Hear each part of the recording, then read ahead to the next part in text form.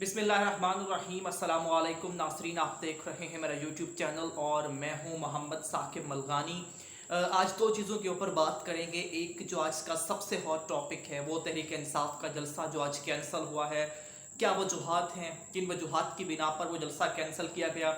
और दूसरा आज बात करेंगे काजी फ़ायज़ ईसा के हवाले से कि क्यों उनको उनके अपने फ़ैसले से पीछे हटना पड़ा है। सबसे पहले मैं बात करूंगा आज तहरीक इंसाफ के जलसे को लेकर।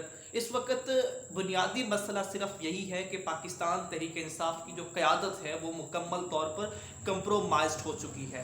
उनका कतई तौर पर भी ये मौक़िफ़ नहीं है, ये फोकस नहीं है कि वो इमरान खान की रिहाई के लिए इमरान खान के ख़िलाफ़ कोई प्रोटेस्ट को, किसी किस्म के किसी एहतजाज को लीड करें। वो इस वक्त किसी किस्म के ऐसे मूड में नज़र नहीं आते हैं। जो जलसा कैंसिल करने की बुनियादी वजह सामने आई है वो खान साहब के ऊपर प्रेशर था। एक तो हुकूमत की तरफ से ये कोशिश की गई है, दूसरा उनके पार्टी के जो लोग हैं उनकी तरफ से भी ये कोशिश की गई थी कि कंप्रोमाइज़ कर लिया जाए और जो इस्लामाबाद का जलसा करनौल का होना था उसे कैंसिल कर दिया जाए।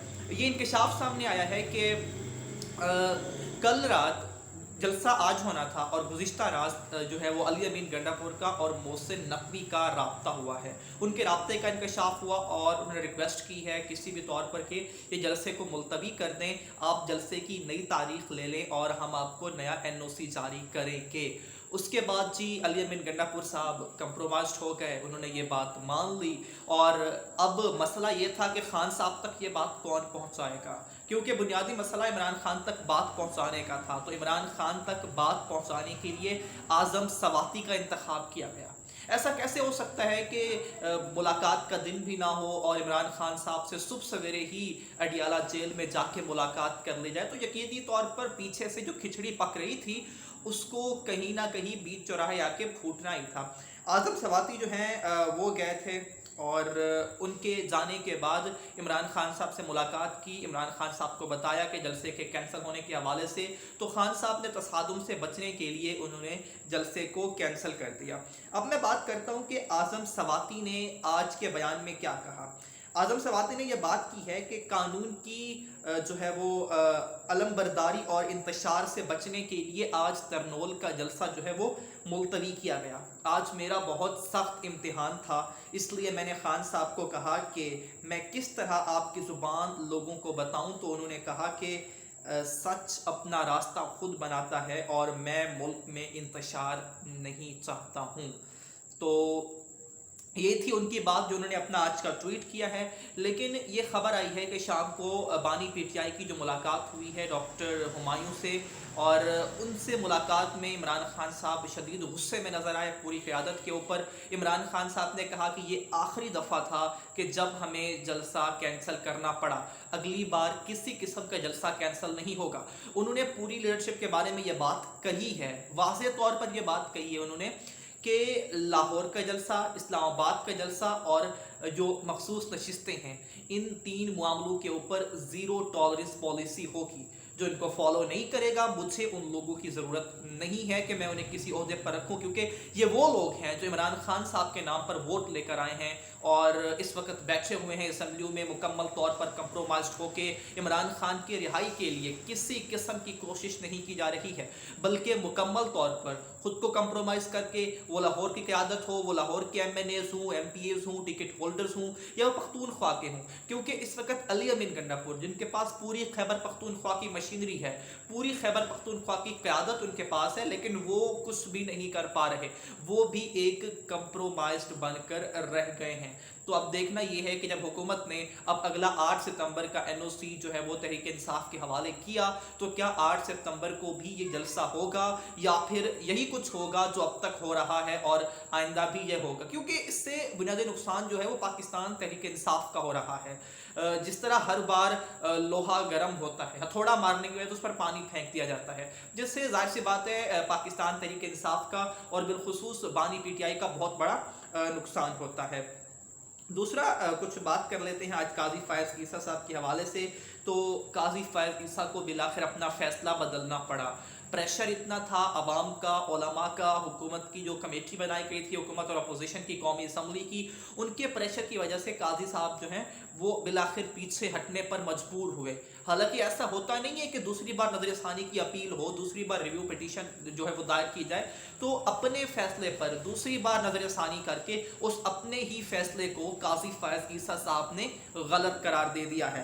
तो सुप्रीम कोर्ट ने अपना 6 फरवरी और 24 जुलाई के फैसले में मुतनाज़ पैराग्राफ ख़त्म कर दिया, जिसमें मुबैना तौर पर कादियानियों को उनकी तबलीग की इजाज़त जो है वो दी गई थी। और काजी फैज़ ईसा ने शॉर्ट आर्डर सुनाते हुए अपने ही फैसले को मुतनाज़ फैसला करार दिया। और तारीख में ऐसा पहली बार हुआ है और ये सब कुछ पहली बार जस्टिस काजी फैज़ ईसा साहब के हिस्से में आ रहा है। इस पर जाहिर सी बात ऊपर तनकीद भी बड़ी हो रही है, क्योंकि दूसरी बार एक बार रिव्यू हुआ, वो अपने फैसले पर कायम रहे, जबकि अब दूसरी बार इतने प्रेशर के बाद, रिव्यू के बाद, जब उनकी वो अभी भी अपना फैसला बदलने को तैयार नहीं थे, लेकिन फैसले से ऐन पहले चैम्बर में उनकी उलमा से मुलाकात हुई, कुछ वकला से भी मुलाकात हुई, उलमा भी वहाँ पर मौजूद थे और उनकी मौजूदगी में उन्होंने अपने फैसले को तब्दील किया, शॉर्ट फैसला लिखा।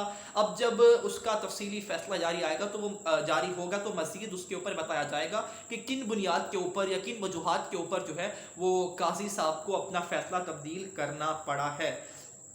इस पर मैं बात करता हूँ वकील जान के हवाले से। उन्होंने ट्वीट किया, उन्होंने कहा कि चीफ जस्टिस काजी फैज़ ईसा ने उलमा के सामने हथियार डाल दिए। सुप्रीम कोर्ट में नजर षानी के दौरान दिए गए फैसले को अपने चैम्बर में उलमा किराम से मुलाकात के बाद तब्दील कर दिया और फिर कमरे अदालत में आकर वही फैसला पढ़कर सुना दिया गया। सुप्रीम कोर्ट की तरफ से पहले ऐसा गलत फैसला सुनाने, उसे नजर षानी में बरकरार रखने और फिर चैम्बर में उलमा किराम से मुलाकात करने और वहाँ ऐसी गैर एलानिया मुलाकात में एक फरीक से पूछकर फैसला लिखने के बाद चीफ जस्टिस काजी फैज़ ईसा, जस्टिस अमीनुद्दीन और जस्टिस नईम अख्तर अफगान को अब इस्तीफ़ा देकर घर चले जाना चाहिए। मज़कूरा वाक़यात से सुप्रीम कोर्ट और चीफ जस्टिस के ओहदे की तारीख में पहली बार इतनी तस्लील की गई है। सुप्रीम जुडिशल काउंसिल को भी इन तीनों जजेस के खिलाफ फौरी कार्रवाई करनी चाहिए कि ये एक मावराए अदालत जो है मुआहदा है, अदालती फैसला नहीं है। और इसके ऊपर अमीर अब्बास साहब सीनियर तज्ज़ियाकार भी हैं, सहाफ़ी भी हैं, उन्होंने भी अपना ट्वीट लिखा और उन्होंने ट्वीट में काजी फैज़ ईसा साहब पर जो है वो कड़ी तनकीद की है। उन्होंने कहा कि इसकी ज़िल्लत के असबाब पैदा होना शुरू हो गए हैं। ये शख्स पीटीआई के ख़िलाफ़ किस डिठाई से फ़ैसले करता है। आइन, कानून, जमहूरियत और शख्सी आज़ादियाँ इसकी नाक तले रोंदी जा रही हैं, लेकिन ये कहता है कि मेरे दौर में तो कुछ गलत हुआ ही नहीं है। पीटीआई के वकला को घूरता है, तस्लील करता है और धमकाता है।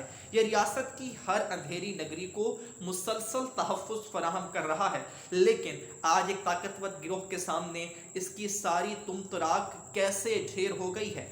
आज इसका हल्क खुश्क था, चेहरे पर घबराहट थी और आने वालों ने इसकी गर्दन पर नाखून रखकर इससे ये फैसला लिखवाया है और ये हर वक्त नाम निहाद इंसाफ पसंद बनकर पीटीआई पर गरजता था, लेकिन तारीख याद रखेगी कि इसने तीसरे फैसले की बिदत किस तरह से ईजाद की है। तो ये मजमूई आज की सूरत हाल है कि किस तरह से जो काजी फैज़ ईसा साहब अपना मामला, अपना फ़ैसला बदलने पर मजबूर हुए हैं। और दूसरा, आज बात की गई तहरीक इंसाफ के हवाले से, अब देखना ये है कि तहरीक इंसाफ अपने फ़ैसले को दोबारा किस तरह से मेंटेन रखती है। क्या खान साहब इस पर कोई बड़े एक्शन लेते हैं, क्योंकि खबरें भी ये सामने आ रही हैं कि इमरान खान साहब जो मौजूदा क़यादत से मुकम्मल तौर पर नाखुश हैं। सिर्फ खान साहब ही नहीं बल्कि कारकुनान भी मुकम्मल तौर पर इस क़यादत से तंग आ चुके हैं, क्योंकि हर बार जलसे की कॉल देकर ऐन मौके पर, ऐन वक्त पर जो है वो जलसा कैंसिल कर दिया जाता है।